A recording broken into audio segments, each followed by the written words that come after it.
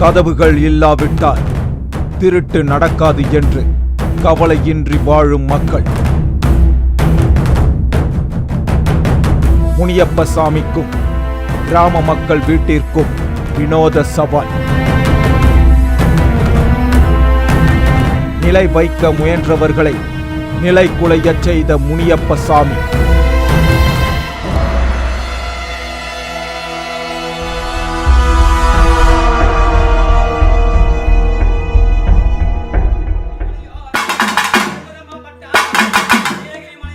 இந்திய தேசத்துல இருக்கிற கிராமங்கள்ல பலவிதமான கலாச்சார நம்பிக்கைகள் இருந்துகிட்டு வருது. அதை தொட்டு பல சுவாரஸ்யங்கள் அடங்கிய வினோதமான முறைகளை பின்பற்றும் கிராம மக்களும் இன்னைக்கும் இருந்துகிட்டு தான் இருக்காங்க.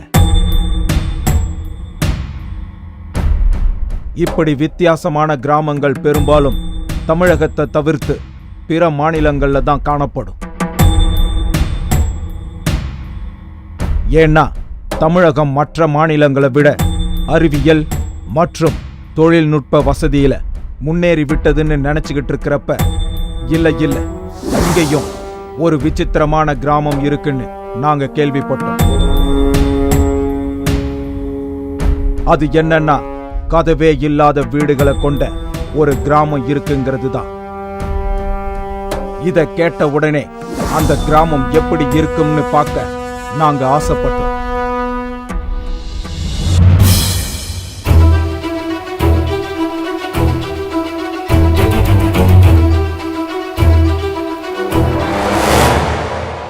ராமநாதபுரம் மாவட்டத்தில் இருந்து பிரிஞ்சு இப்ப புதிய மாவட்டமா உருவான கமுதி மாவட்டத்துக்கு உட்பட்டதுதான் பாப்பனம் கிராமம்.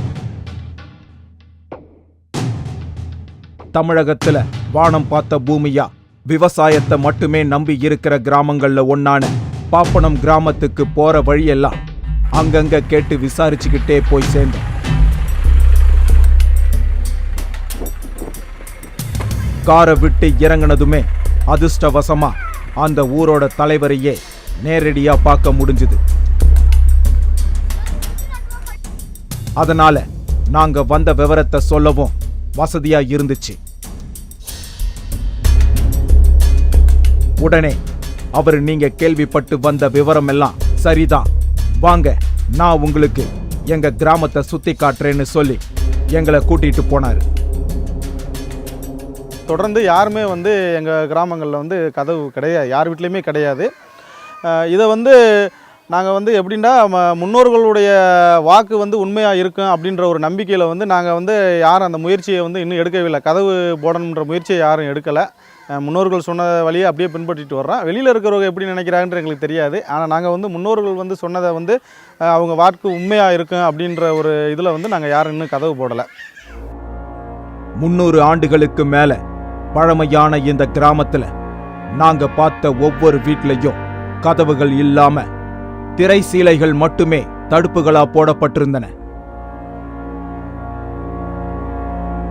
எந்த வீட்லையும் நிலைக்கதவுகள் வைக்கப்படல. கடந்த 10 ஆண்டுகளுக்குள்ள கட்டின வீட்ல கூட நிலைக்கதவுகள் இல்லாம தட்டிகளும் இரும்பு கிரில்களும் மட்டுமே போடப்பட்டிருந்துச்சு. கதவுகள் இல்லா கிராமமாக கிட்டத்தட்ட ஒரு 200 ஆண்டுகளுக்கு முன்னாவே இந்த கிராமங்கள் அப்படி தான் பேர்பட்டு வந்திருக்கு. இன்றைக்கி வரைக்கும் இந்த சுற்று வட்டாரத்தில் கேட்டோம்னா கதவில்லா கிராமம்னா அது பாப்பனம் தான் அப்படின்ற மாதிரி இந்த சுட்டுப்பட்டி எல்லாமே தெரியும். ஆனால் சமீப காலமாக இந்த ஆடு மாடுக எல்லாம் புல்ல போகிறதுனால இந்த 10 ஆண்டுகளுக்கு பின்னால் இருந்து தான் இப்போ நாங்கள் கம்பியினால் கேட்டு போட்டிருக்கோம். அதுக்கு முன்னேலாம் திரைச்சீலைகள் மூலம் தான் இருக்கும். ஏன்னா இப்போ நாய்கள் ஆடு மாடு எல்லாம் உள்ளே போகிறதுனால அந்த சாப்பாடு கஞ்சிகளை குடிச்சு போகிறதுனால இது ஒரு தற்காப்புக்காக இப்போதைக்கு அது ஓப்பன் பிளேஸில் ஓப்பன் மாதிரி தான் கிரல் கேட்டு போட்டிருக்கோம். வீட்டு வாசக்கதவு மட்டும்தான் இப்படின்னா இல்லை, ஜன்னல் கதவுகள் கூட நிலைக்கதவு போட்டு நாங்க வைக்கிறது இல்லைன்னு அந்த கிராமத்து மக்கள் சொன்னாங்க.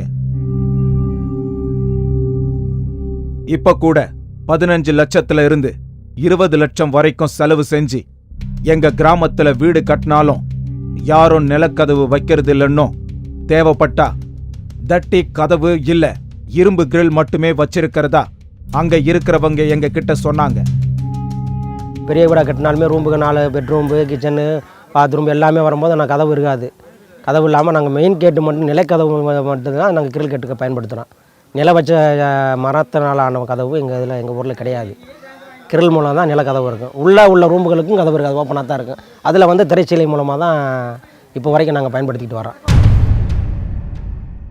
ஏன் எதுக்காக இப்படி? வீட்டு வாசலுக்கு கதவு இல்லைன்னா திருட்டு பயம் இல்லையா அப்படின்னு அந்த பகுதி மக்கள் கிட்ட கேட்டா ரொம்பவே அதிசயத்தை தரக்கூடிய கூடுதல் தகவலை அந்த பகுதி மக்கள் எங்களுக்கு தெரிவிச்சாங்க.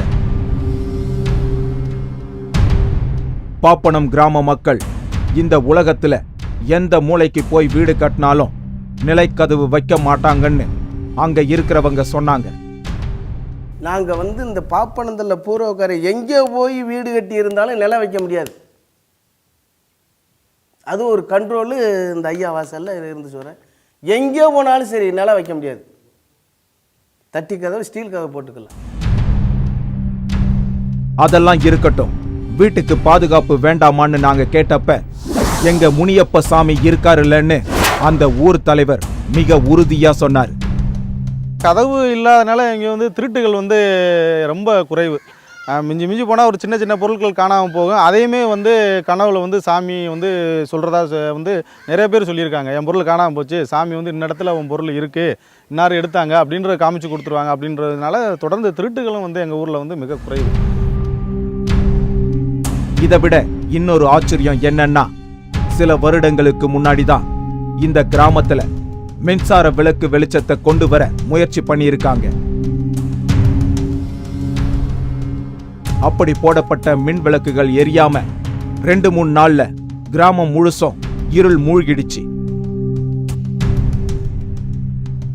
இதுக்கான காரணம் என்னன்னு தெரியாம ஊர் மக்கள் திகைச்சு நின்னப்ப என்ன இருள்ல போட்டுட்டு நீங்க மட்டும் வெளிச்சத்துல இருக்க விட்டுருவனான்னு முனியப்ப சாமி அந்த ஊர் மக்கள் கனவுல வந்து மிரட்டி இருக்கிறதா சொல்றாங்க. பயந்து போன பாப்பனம் கிராம மக்கள் அதுக்கப்புறம்தான் முனியப்ப சாமிக்கு மின் விளக்கு வெளிச்சம் கொடுத்ததோட தங்களோட கிராமத்துக்கு திரும்பவும் மின் விளக்குகளை போட ஆரம்பிச்சாங்கன்னு பெரியவர் ஒருத்தர் சொன்னாரு. முதல்ல எங்கள் ஊர்களில் லைட்டே இல்லை. இதுக்கு லைட்டு போட்டுட்டு தான் நாங்கள் ஊருக்கே லைட்டு போட்டோம். அப்புறம்தான் எங்கள் ஊரே லைட் எரிஞ்சிச்சு. ஆமாம், அதுக்கு முதல்ல 2 நாளைக்கு எரிங்க, 2 நாள் கழிச்சோன்னா எல்லாமே இருட்டாயிரும். அப்புறம் நாங்கள் பார்த்தோம். அப்புறம் இந்த கோயிலுக்கு லைட்டை நாங்கள் கரண்ட்டை இழுத்துட்டு தான் எங்கள் ஊருக்கே நாங்கள் இழுத்தோம். இதையெல்லாம் கேட்ட எங்களுக்கு பாப்பனம் கிராமத்து மக்களின் குலதெய்வமான முனியப்ப சாமியை பத்தி தெரிஞ்சிக்கிற ஆவல் அதிகமாய்கிட்டே போச்சு. நீங்க வீடுகளுக்கு கதவு வைக்காததுக்கும் முனியப்ப சாமிக்கும் என்ன சம்பந்தம்னு பாப்பனம் கிராம மக்கள் கிட்ட கேட்டோம். நாங்க கதவு வைக்காம வீடு கட்டுறதுக்கு காரணமே எங்க குலதெய்வம் முனியப்ப சாமி தான்னு நம்ப முடியாத ஒரு விஷயத்த அந்த ஊர் தலைவர் எங்க கிட்ட சொன்னாரு. சாமியை ஒரு கட்டத்தில் பெருசாக எடுத்து கட்டணும் அப்படின்ற ஒரு காலகட்டம் வரும்போது சாமியை வந்து கட்டி முடிச்சுட்டாங்க. கதவு போடக்கூடாது அப்படின்ற வந்து விஷயத்தை வந்து சாமி வந்து கனவுல சொல்லியிருக்கு. எனக்கு போட்டால் தங்க கதவு தான் போடணும், அந்த கதவு வந்து போடுற வரைக்கும் நீங்கள் உங்கள் வீடுகளில் வந்து யாரும் வந்து கதவு போடக்கூடாது அப்படின்றதுக்காக வந்து எந்த வீட்லேயும் கதவு போடக்கூடாதுன்னு சொல்லிட்டாங்க. தங்கத்துல கதவா அப்படின்னு நாங்க திகச்சு இருந்தப்ப எங்க கிராமத்து மக்கள் எல்லாருமே கடவுள் நம்பிக்கை உள்ளவங்கன்னு சொன்ன ஒருத்தர், நாங்க எங்க போனாலும் எப்ப போனாலும் முனியப்ப சாமியை நினைச்சு இங்க உள்ள மண்ணை எடுத்து பூசிக்கிட்டு போனோம்னா நினைச்ச காரியம் வெற்றியை தரும்னு மெய்சிலிர்ப்போட விவரிச்சாங்க. எங்களுக்கு கடவுள் மேலே நம்பிக்கை. தாய் தாப்பனுக்கு பிற்பாடு அவங்களுக்கு தான் நாங்கள் இன்னைக்கு வயக்காடு விவசாயம் பண்ணுறோம்.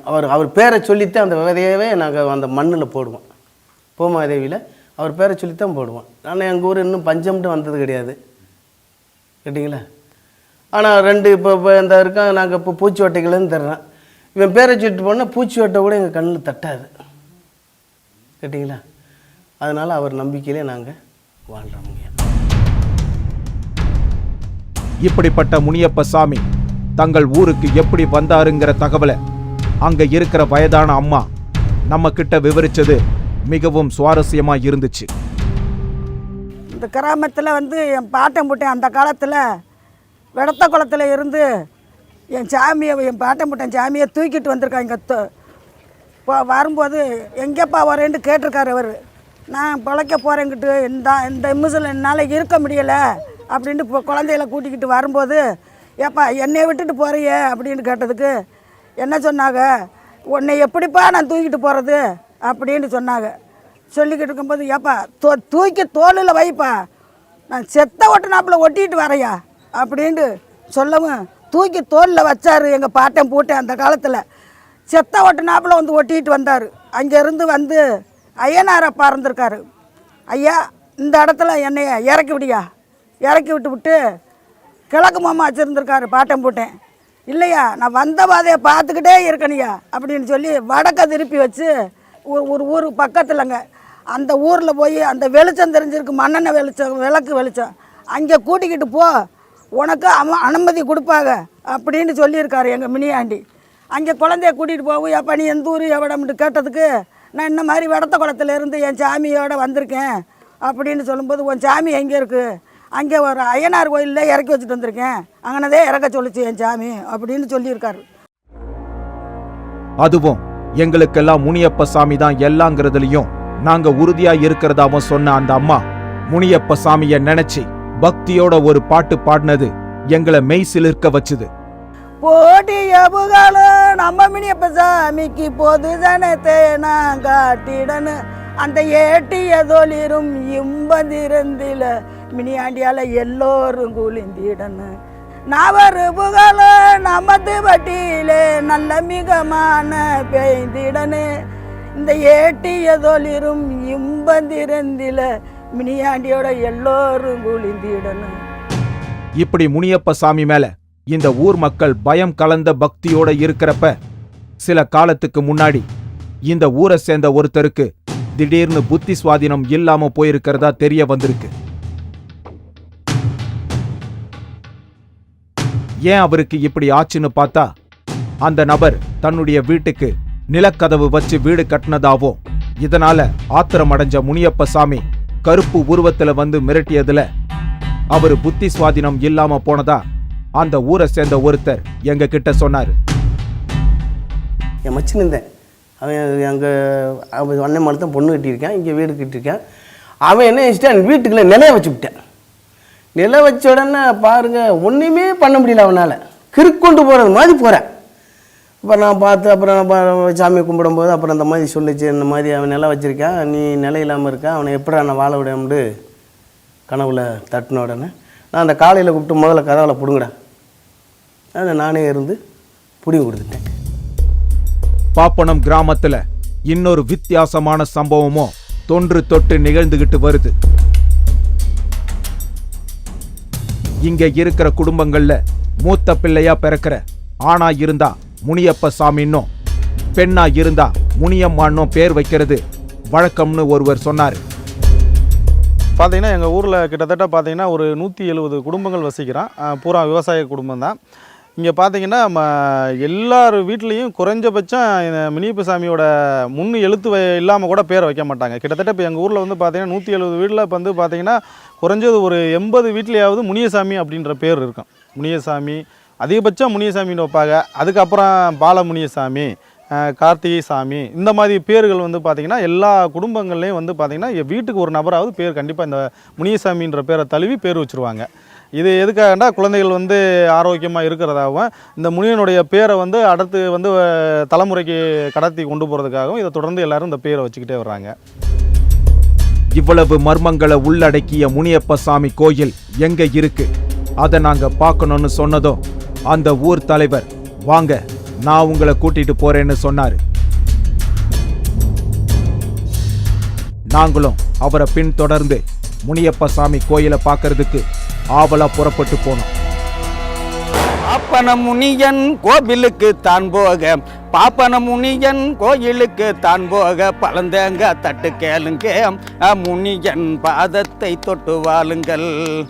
அந்த திடலில் இருந்தவனை சிலையில் வளர்ந்தவனை திடலில் இருந்தவனை சிலையில் வளர்ந்தவனை தேடிய அருளை நாடுங்கள், முனியனிடம் திரண்டு சனங்கள் கூடுங்கள்.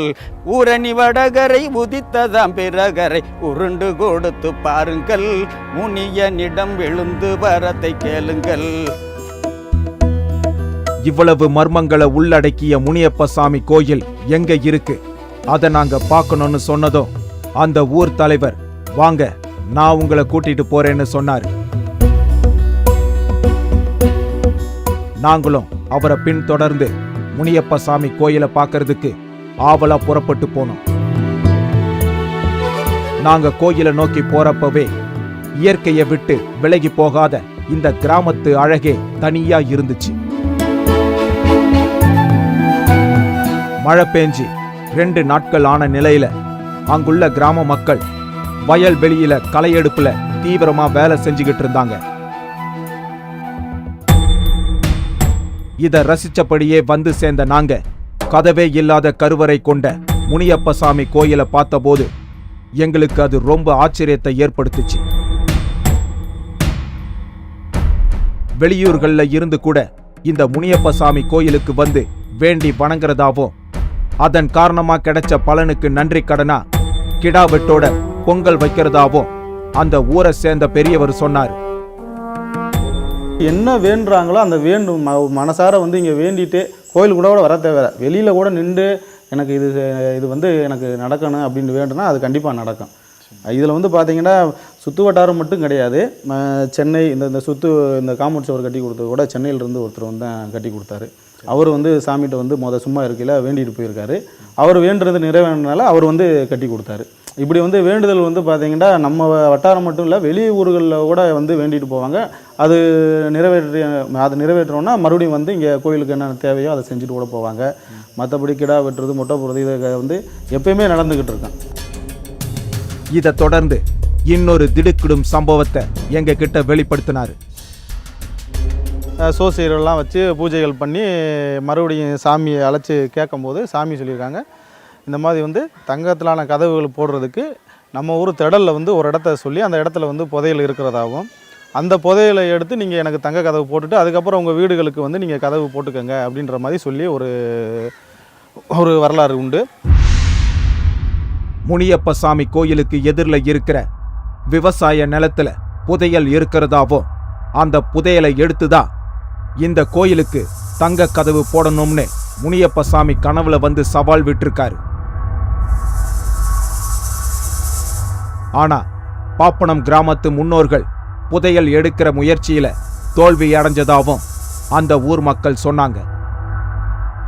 அதுக்கான பூஜை முறைகளை வந்து சரியாக பின்பற்றாமல் என்ன பண்ணியிருக்காங்க, புதையலை எடுக்கிறதுக்கான வழிமுறைகளை வந்து பாட்டங்க பண்ணியிருக்காங்க.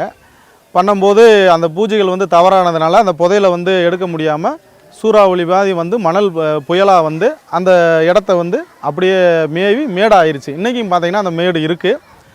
அதோட யாருமே அந்த புதையலை எடுக்கிறதுக்கு முயற்சி பண்ணலை. அந்த புதையலை எடுக்க முயற்சி பண்ண அனைவருமே வந்து இறந்துட்டதாக ஒரு தகவல் இருக்குது. அதனால் அந்த இடத்த வந்து தோண்டி பார்க்கவோ வேறு ஏதாவது வழிமுறைகள் பண்ணி அந்த புதையலை எடுக்கிறதுக்கான முயற்சிகளை வந்து யாரும் பண்ணலை. இதை கேட்ட நாங்க பாப்பனம் கிராமத்து முன்னோர்கள் முயற்சி செஞ்சு தோத்து போன புதையல் இருக்கிற இடத்த பார்க்கணும்னு சொன்னோம். அதுக்கு சம்மதம் தெரிவிச்சு கூட்டிட்டு போய் அவங்க காட்டினப்ப சுத்தி விவசாய நிலம் இருக்க அந்த இடம் மட்டும் ஒரு ஆழமான புதரா இருந்துச்சு.